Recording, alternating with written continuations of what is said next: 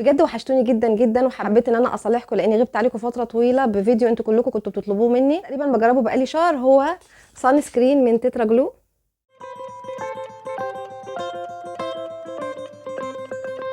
تترا جلو سان سكرين لوشن، مكتوب تحتيه على طول ترانزيميك اسيد. ترانزيميك اسيد هو ده حمض بيساعد على تفتيح البقع اللي بتكون في البشره، فحاجه حلوه ان هم كاتبينها تحت اسمه، يعني معنى كده ان هم حاطين فيه كميه معقوله جدا من الحمض ده في السان سكرين. اكسترا لايتنج فيس اند بادي، هم كاتبين لنا برضو ان هو للبشره الوجه وللجسم.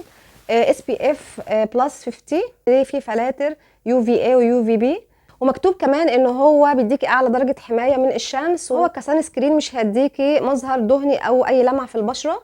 سان بلوك تترا جلو هو 100 مللي، العبوه كبيره جدا على فكره وبتقعد كتير قوي، وهو ده قوامه.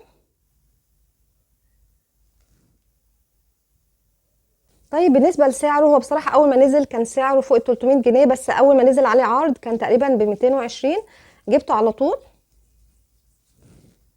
مفيش ريحه عطر ظاهره قوي، بس هو في ريحه مش ريحه غريبه، بس مش ريحه عطر بمعنى عطر، يعني ممكن تكون ريحه المكونات نفسها مع بعضيها. اما بقى بالنسبه لبشره الوجه، انا دلوقتي هوريكم شكله بيكون ازاي وانا مطبقاه بره في الشارع. اقول لكم بقى شويه ملاحظات عليه لاحظتها.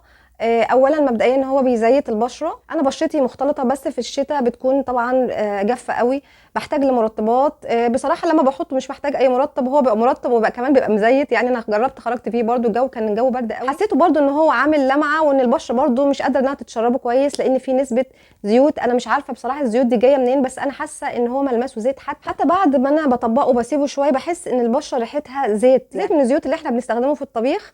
مش عارفه بقى الموضوع ده حد لاحظه يعني من الناس اللي جربته ولا لا، بس هو ده اللي انا لاحظته بصراحه. هو كمان مش بيعرق البشره، دي حاجه جميله جدا جدا. ما حسيتش ان هو بيعمل مثلا لزع او اي احساس غير عادي على البشره. حاسه ان انا حاطه مرطب قوي قوي قوي. انا مش عارفه بصراحه في الصيف لما هستخدمه هيكون تاثيره ازاي، بس اعتقد ان بشرتي برده مش هتقبل انها تتشربه لانه فيه دهنيه عاليه جدا. انا برده ان شاء الله اوعدكم ان كان ليا عمر ان شاء الله في الصيف هرجع استخدمه تاني واصور كاني بصور معاكم الفيديو ده لاول مره، واقول لكم برده رايي وملاحظاتي عليه. اكسدليش البشره وما عمليش اي وايت كاست، يعني الى حد ما هو برده سان سكرين لغايه دلوقتي ما منوش مشاكل كتيره. اهم حاجه طبعا في اي سان سكرين درجه حمايته من الشمس، ان هو درجه حمايته معقوله جدا جدا. بعد انا ما جربته انصح بيه مين؟ انصح بيه طبعا اصحاب البشرات الجافه.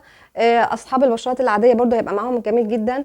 الدهنيه مش هتحبيه لان بشرتك مش هتتشربه اصلا. لو انت مختلطه بتميل للجفاف، ما تطبقيش منه كميات كبيره قوي علشان ما يدهنلكيش البشره ويبتدي يعمل لك حبوب تحت الجلد. ودي كانت تجربتي مع سان بلوك تترا جلو اللوشن في الشتاء. انت كمان لو جربتيه يا ريت تكتبي لنا تجربتك في الكومنتات.